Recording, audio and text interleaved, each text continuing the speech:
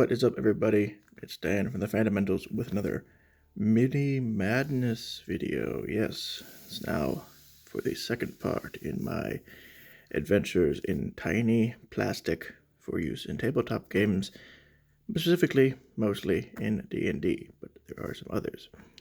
Today we're going to do a look at the Fangs and Talons set, which is came out later last month. It's a kind of a grab bag. So they have their stuff like the last video with for Curse of Strahd. They have ones for Rime of the Frost Maiden, Eberron. Basically, they're themed around the adventures. But there's some things in the monster manual and the fluff that don't really show up much. So they have done this grouping of basically a random mix of monsters and creatures and beasts that you as a DM, as a player, can look at and see what these things are in case you're trying to do like a custom campaign. The way these work with the Icons of the Realm is they come in sets. They have sometimes they're bigger boxes, but a lot of the times what they are is they're like a blind bag. So if you go to the Wizkids shop or go to your local game store and you buy a Fangs and Talons box, there's a chance you'll get something really, really rare or something really, something more common. I don't think there's anything that's common in these. A set of 45, also ranging in size. Some of the smaller ones are rare, some of them aren't. The really big fancy ones tend to be rare. There's also one more part of the Fangs and Talons set, which I will show at the very end of this, that is entirely separate. But I will do these sort of in order of their size, going from sort of small to large. Let's start with someone that might actually be a player character mini, the Tabaxi Fighter. Come on. Come on, focus.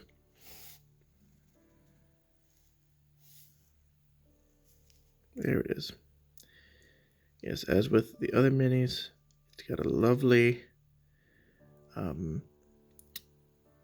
detail to it. You can see the details on its armor. It's got its sword, its little buckler with a spike on it. And yes, that is a Tabaxi Fighter, number 35 out of 45. So, there. Oh, quick sneak peek there.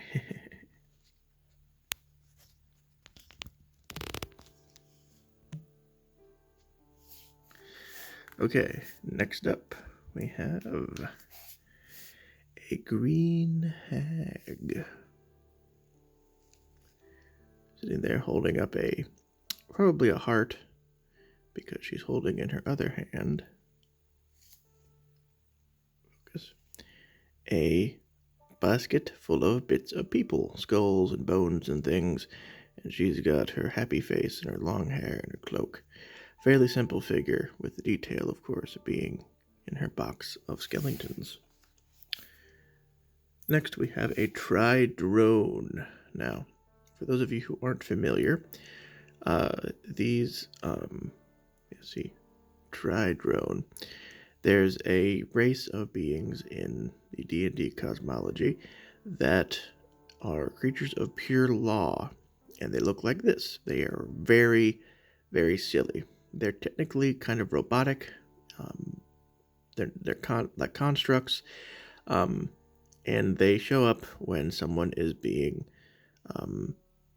unlawful to a point, and they punish them. So think of them as like super dorky angels, but with silly Yu-Gi-Oh faces. This guy, he's got his 3 arms, 3 legs, multiple legs. He got the very flimsy, but kind of rubbery, so they kind of bend easily, but there you go. It's a small figure, but shiny and well painted. Next up is the Vampiric Mist, which is going to be a little weird.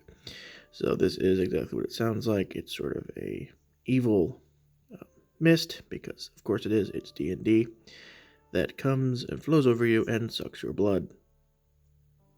That's what it does. You can see It has recently fed on blood. Look at the blood, the veins, blah, blah, blah, blah, blah. So, very odd. Usually with these...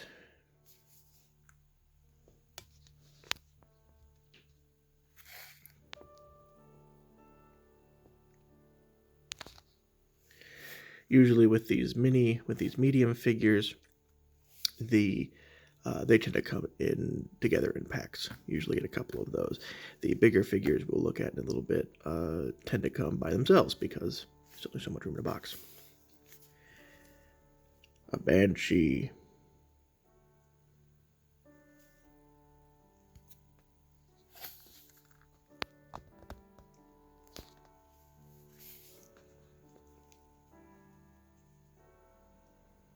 Ooh, spooky. Come on.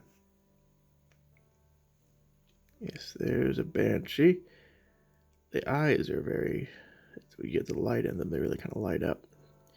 Another one they did in all translucent plastic. Number 23 out of 45. Sticking her hand out with her hair going up, screaming at you as she does. We have the gas. This is a gas spore.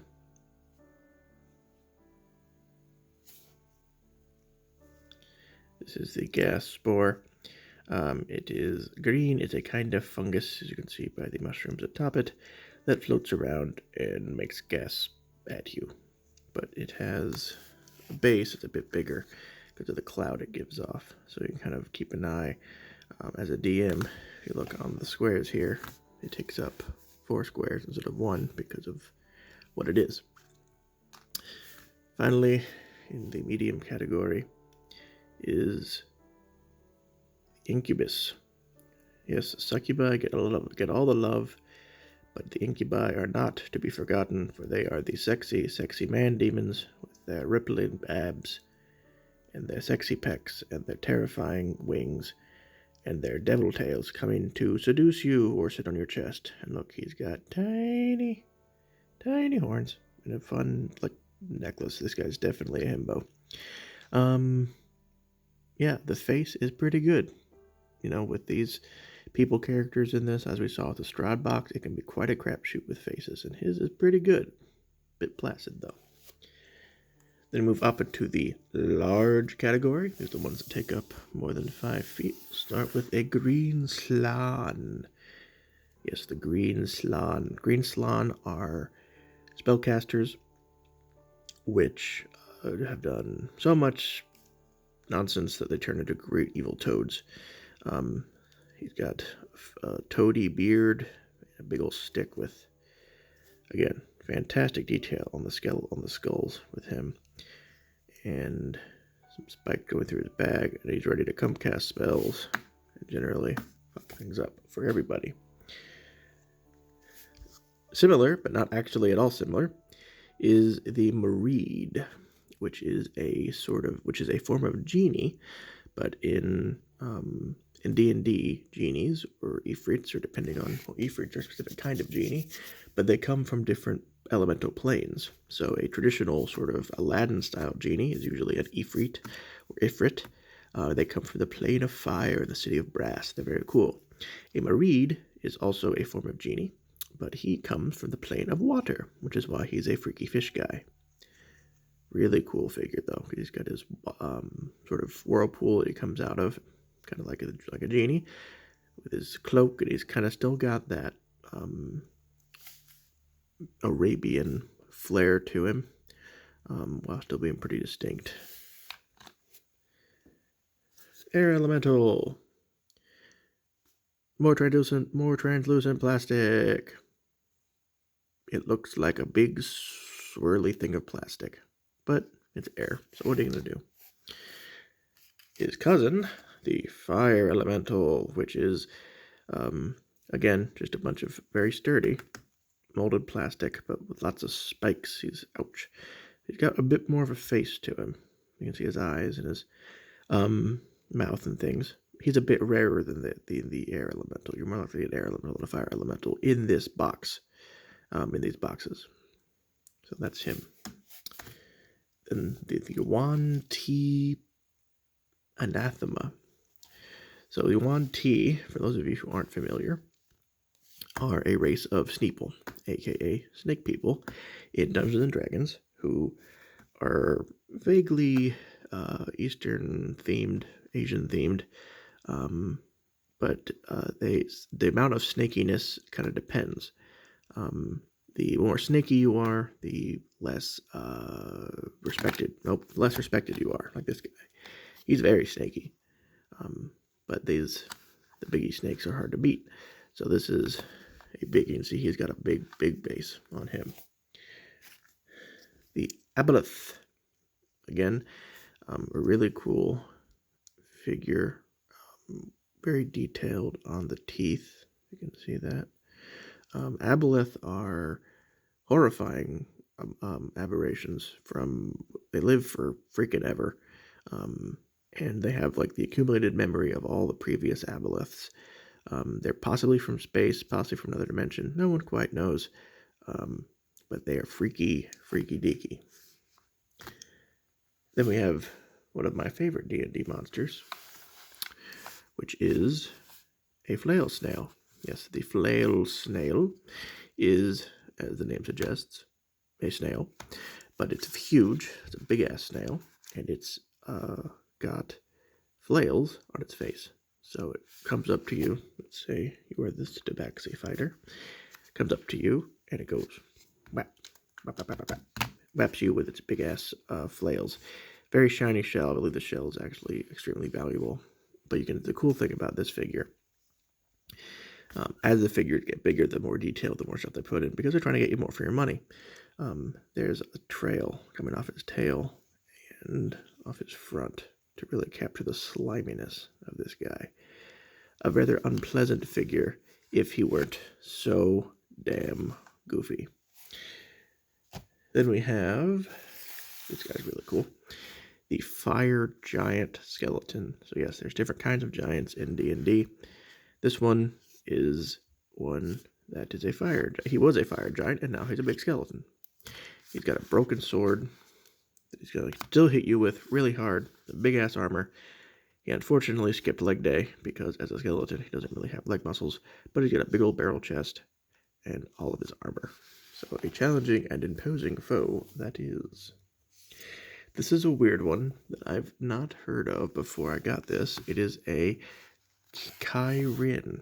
We're getting bigger. We're going to have to angle up the camera. Come on. There you go. It is a Kairin. Kairin are a sort of like, they're basically a Chinese / Japanese / East Asian unicorn. They are good. Sometimes lawful good, sometimes not. Fluff changes. Servants of deities of that alignment, and they tend to come down and enforce justice and law and good and whatever. And they're very shiny. They have fabulous beards for horses and fabulous tails and manes and gold. So much gold. The grossest figure of the set is probably the Dire Troll. Yes, trolls are a nuisance, but the Dire Troll is freaky, because the Dire Troll has many, many heads and faces, because trolls have a regeneration ability, and they really, really put a lot of details into this guy. Like, oh my gosh, look, he's got his 3 skulls, he's got a mouth and an eye on his belly, and another face there, freaky face, and a more spooked face. We have that face, and another face, and I believe the main face, and then on his back, another face with its own arm. Isn't that nice? Isn't that fun? And then he's got 2 more fists coming out of his shoulder, his big hands with the silver. Extremely detailed, extremely grotesque, very, very cool figure. Not one you might want to display as much, but definitely daunting, and something you could plop down in front of your players and have them say, "Oh my God, that's freaky." And as a contrast, TRex. It's a TRex. Not much else to it. It's a TRex. It's got teeth. It's got eyes. It's very well painted. Very textured. Big head. Little arms. The mouth is detailed as hell. But it is TRex, just like in real life. Real life. Paleontology. Who knows?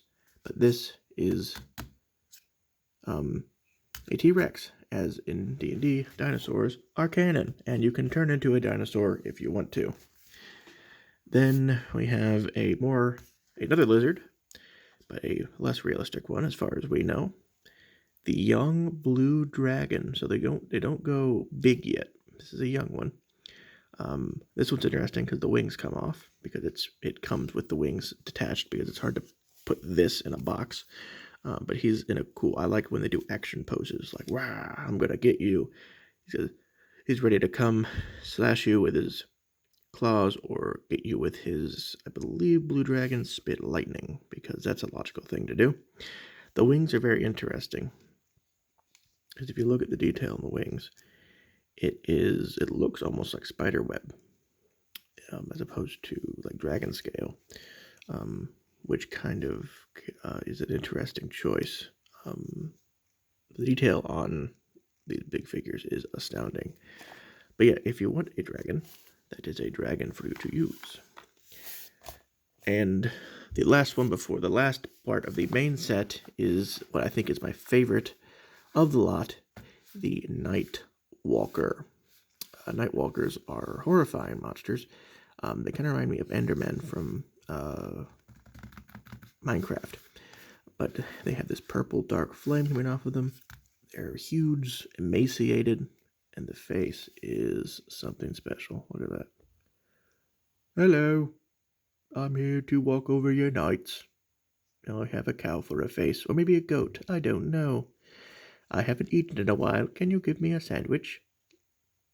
Big long spindly fingers, semi-translucent flames, hooves, because everything needs hooves. Very creepy.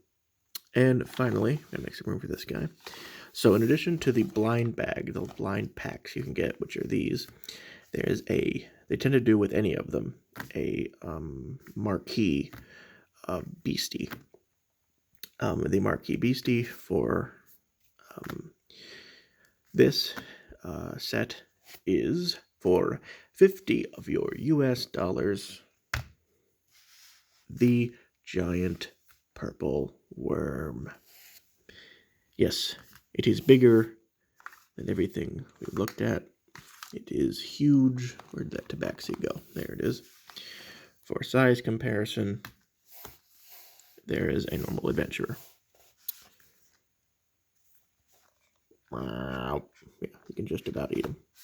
So yes, this is a huge, chunky piece of resin. Like, oh my god. It probably weighs a pound at least. And it's got the huge spikes and the chitinous plates. The mouth, if you can look, has the teeth, and then it has teeth on the inside, and then teeth on teeth. The base is rock, very detailed, extremely well painted. I think these are honestly a lot more well painted than the Strahd ones. But this is the big kahuna for $50. Now, if you are a active collector of minis, obviously this is something you probably will want. But honestly, if you just like cool statues, this is a pretty freaking cool statue to have sitting on your shelf. But it is, of course, sized with the space at the bottom, sized to be used as a D&D mini. So you can definitely use it for that, or just have it to freak people out on your shelf. So that is Wizkids Dungeons & Dragons Icons of the Realm Fangs and Talons set, currently out at your friendly local game store or on Wizkids.com. Link below. And make sure to tune in next time for more mini madness.